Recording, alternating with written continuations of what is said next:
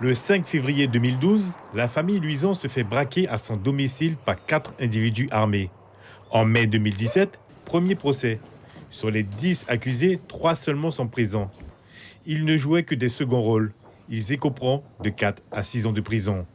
Les principaux accusés ont été condamnés en leur absence à 20 ans de réclusion criminelle. Lefebvre Langin, lui, était arrivé en retard au tribunal.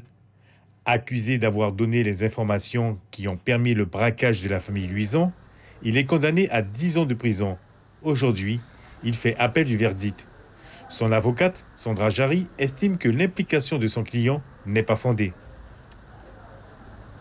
La désagréable sensation fait de refaire le procès une deuxième fois. Les personnes auteurs dans ce dossier ont été condamnées. Un certain nombre ont disparu tout simplement. L'implication de M. Langin n'est pas suffisamment établie. Et je ne voudrais pas qu'on tombe dans un travers qui fait qu'à l'heure actuelle, on est en train de rejuger quelque part, refaire le procès en fait qui avait déjà été fait auparavant. Lors du braquage de la famille Luison, les individus sont été pris violemment à leurs victimes. Ce procès en appel est une nouvelle épreuve. C'est inadmissible. Depuis 7 ans, cette affaire traîne.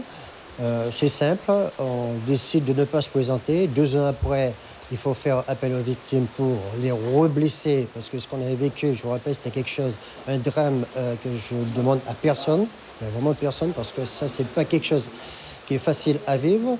Et ce qui m'écoeure encore davantage, c'est pas moi, c'est l'autre, j'ai déposé, je sais pas, je savais pas, j'ai pas compris.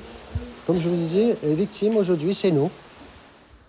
Le procès doit se terminer vendredi à la cour d'appel. Suivez l'info sur Guyana Première, télé, radio et Internet.